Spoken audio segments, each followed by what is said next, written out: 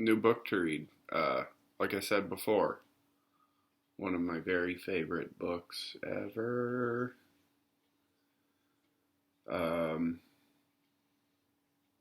Let's start.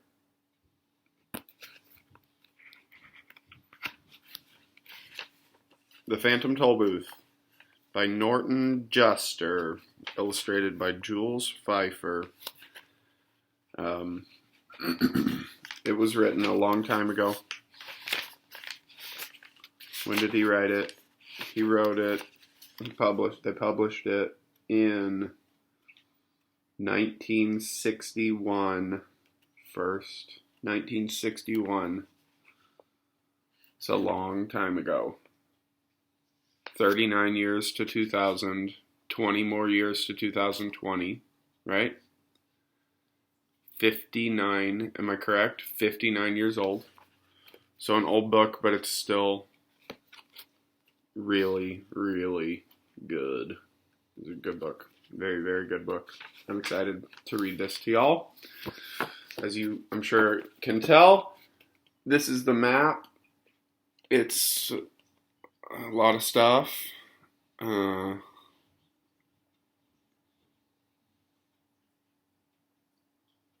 I guess we might look at this map again later in the middle of reading the book, but that's the land it's going to take place.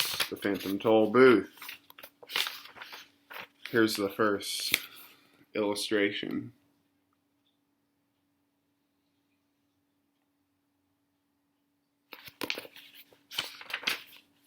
By the way, I'm not gonna ask like discussion questions for this one. We're just gonna read it. Just gonna read it. To Andy and Kenny, who waited so patiently. I don't know what that's about. Alright, the beginning. The beginning is a note about it, written by Maurice Sendak, who wrote Where the Wild Things Are and stuff. I'm gonna skip that. We're gonna read the first chapter first. Chapter 1. Milo. There was once a boy named Milo who didn't know what to do with himself. Not just sometimes, but always. When he was in school, he longed to be out. And when he was out, he longed to be in. On the way, he thought about coming home. And coming home, he thought about going. Wherever he was, he wished he were somewhere else. And when he got there, he wondered why he'd bothered. Nothing really interested him, least of all the things that should have. It seems to me that almost everything is a waste of time, he remarked one day as he walked dejectedly home from school. I can't see the point in learning to solve useless problems, or subtracting turnips from turnips, or knowing where Ethiopia is, or how to spell February. And since no one bothered to explain otherwise, he regarded the process of seeking knowledge as the greatest waste of time of all. As he and his unhappy thoughts hurried along, for while he was never anxious to be where he was going, he liked to get there as quickly as possible. It seemed a great wonder that the world, which was so large, could sometimes feel so small and empty.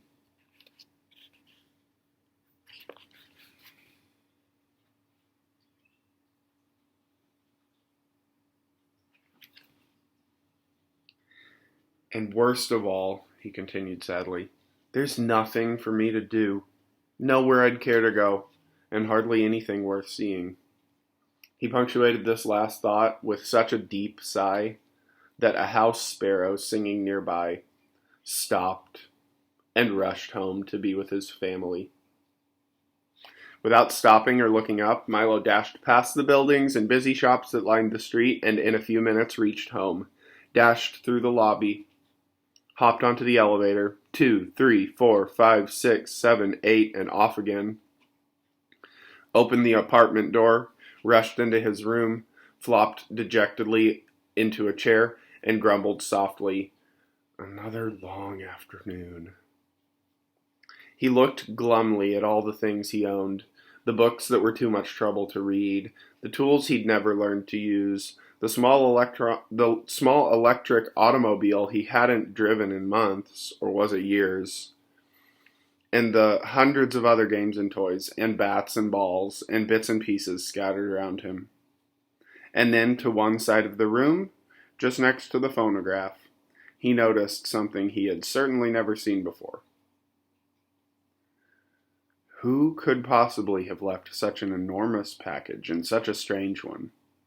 For while it was not quite square, it was definitely not round, and for its size, it was larger than almost any other big package of smaller dimension that he'd ever seen.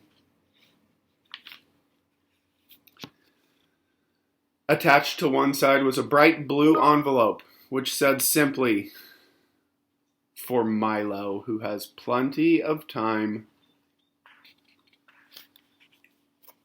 Of course, if you've ever gotten a surprise package, you can imagine how puzzled and excited Milo was. And if you've never gotten one, pay close attention, because someday you might. "I don't think it's my birthday," he puzzled. "And Christmas must be months away, and I haven't been outstandingly good, or even good at all." He had to admit this, even to himself. "Most probably I won't like it anyway, but since I don't know where it came from, I can't possibly send it back." He thought about it for quite a while, and then opened the envelope, but just to be polite. "One genuine turnpike toll booth," it stated, and then it went on. "Easily assembled at home, and for use by those who have never traveled in lands beyond." Beyond what? Thought Milo as he continued to read. "This package contains the following items. 1. Genuine turnpike toll booth to be erected according to directions. 3. Precautionary signs to be used in a precautionary fashion. Assorted coins for use in paying tolls. 1 map, up to date and carefully drawn by master cartographers, depicting natural and man-made features." That again.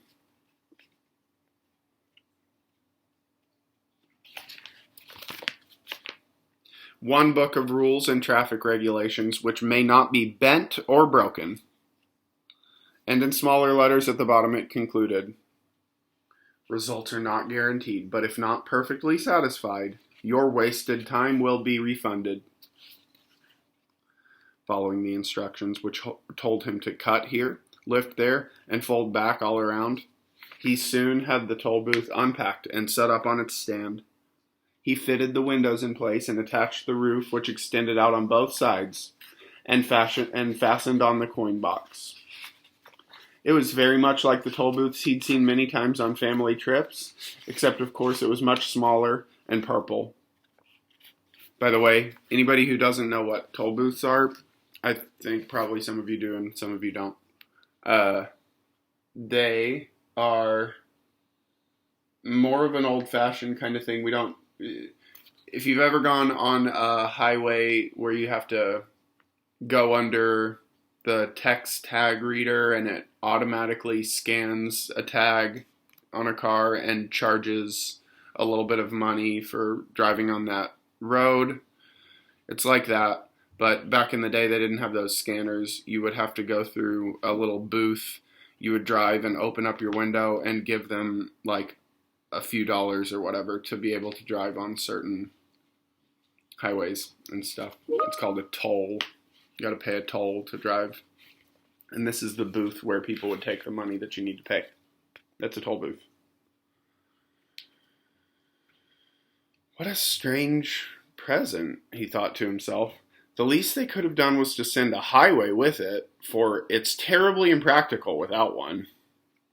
But since at the time there was nothing else he wanted to play with, he set up the 3 signs. Slow down approaching toll booth. Please have your fare ready. And have your destination in mind. And slowly unfolded the map. As the announcement stated, it was a beautiful map in many colors showing principal roads, rivers and seas, towns and cities, mountains and valleys, intersections and detours, and sites of outstanding interest, both beautiful and historic. The only trouble was that Milo had never heard of any of the places it indicated, and even the names sounded most peculiar. I don't think there really is such a country, he concluded after studying it carefully. Well, it doesn't matter anyway. And he closed his eyes and poked a finger at the map. Dictionopolis, read Milo slowly when he saw what his finger had chosen. Oh, well, I might as well go there as anywhere. He walked across the room and dusted the car off carefully. Then, taking the map and rule book with him, he hopped in and, for lack of anything better to do, drove slowly up to the toll booth. As he deposited his coin and rolled past, he remarked wistfully, I do hope this is an interesting game. Otherwise, this afternoon will be so terribly dull.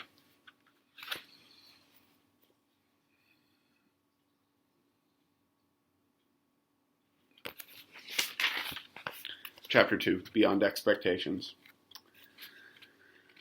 Suddenly he found himself speeding along an unfamiliar country highway, and as he looked back over his shoulder, neither the toll booth nor his room nor even the house was anywhere in sight. What had started as make-believe was now very real. What a strange thing to have happen, he thought, just as you must be thinking now. This game is much more serious than I thought, for here I am, riding on a road I've never seen, going to a place I've never heard of, and all because of a toll booth which came from nowhere. Certainly glad that it's a nice day for a trip, he concluded hopefully, for at the moment this was the one thing he definitely knew. The sun sparkled, the sky was clear, and all the colors he saw seemed to be richer and brighter than he could ever remember. The flowers shone as if they'd been cleaned and polished, and the tall trees that lined the road shimmered in silvery green.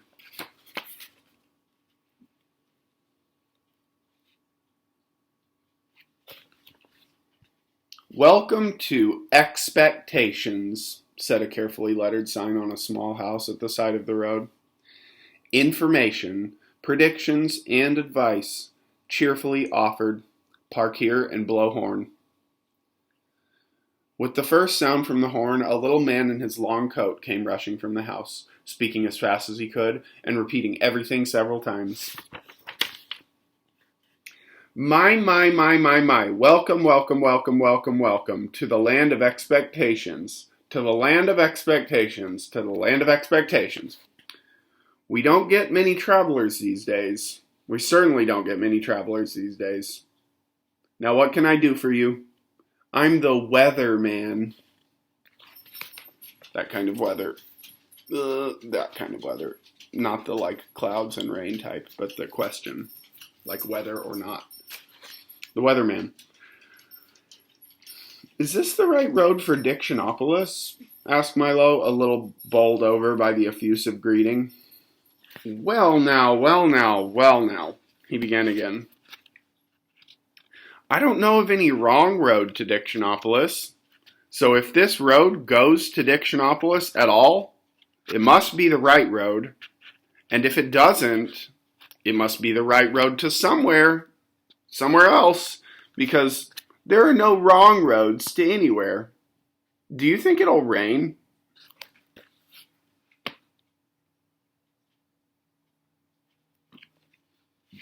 I thought you were the weatherman, said Milo, very confused. Oh no, said the little man. I'm the weatherman, not the weatherman. For after all, it's more important to know whether there will be weather than what the weather will be. And with that he released a dozen balloons that sailed off into the sky. Must see which way the wind is blowing, he said, chuckling over his little joke and watching them disappear in all directions. What kind of a place is Expectations? Inquired Milo, unable to see the humor and feeling very doubtful of the little man's sanity. Good question, he exclaimed. Expectations is the place you must always go to before you get to where you're going. Of course, some people never go beyond expectations, but my job is to hurry them along, whether they like it or not. Now, what else can I do for you? And before Milo could reply, he rushed into the house and reappeared a moment later with a new coat and an umbrella. I think I can find my own way, said Milo, not at all sure that he could. But since he didn't understand the little man at all, he decided that he might as well move on, at least until he met someone whose sentences didn't always sound as if they would make as much sense backwards as forwards. Splendid, splendid, splendid, exclaimed the weatherman. Whether or not you find your own way, you're bound to find some way. If you happen to find my way, please return it, as it was lost years ago. I imagine by now it's quite rusty. You did say it was going to rain, didn't you? And with that, he opened the umbrella and looked up nervously. I'm glad you made your own decision. I do so hate to make up my mind about anything, whether it's good or bad, up or down, in or out, rain or shine. Expect everything, I always say, and the unexpected never happens. Now please drive carefully.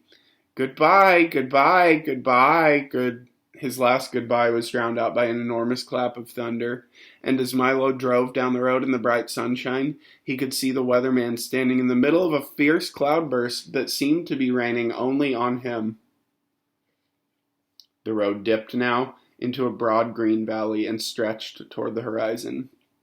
The little car bounced along with very little effort, and Milo had hardly to touch the accelerator to go as fast as he wanted. He was glad to be on his way again. It's all very well to spend time in expectations, he thought, but talking to that strange man all day would certainly get me nowhere. He's the most peculiar person I've ever met, continued Milo, unaware of how many peculiar people he would shortly encounter. As he drove along the peaceful highway, he soon fell to daydreaming and paid less and less attention to where he was going.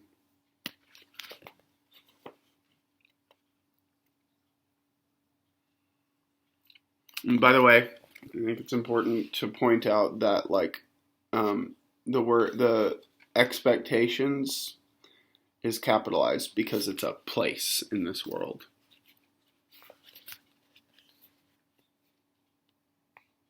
In a short time, he wasn't paying any attention at all, and that is why at a fork in the road, when a sign pointed left, Milo went to the right, along a route which looked suspiciously like the wrong way.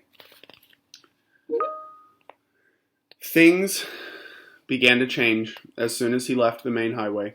The sky became quite gray, and along with it, the whole countryside seemed to lose its color and assume the same monotonous tone. Everything was quiet, and even the air hung heavily. The birds sang only gray songs, and the road wound back and forth in an endless series of climbing curves. Mile after mile after mile after mile he drove, and now gradually the car went slower and slower until it was hardly moving at all. It looks as though I'm getting nowhere, yawned Milo, becoming very drowsy and dull. I hope I haven't taken a wrong turn. Mile after mile after mile after mile, and everything became grayer and more monotonous. Finally, the car just stopped altogether, and hard as he tried, it wouldn't budge another inch. I wonder where I am, said Milo in a very worried tone. You're in the doldrums, wailed a voice that sounded far away. He looked around quickly to see who had spoken. No one was there, and it was quiet as still as one could imagine. Okay, we didn't finish a chapter, but this chapter is long, so I'm going to stop in the middle. We'll pick back up with the last few paragraphs next time, and then read on from there, probably finish that chapter. Hope y'all like this book so far. It's wacky.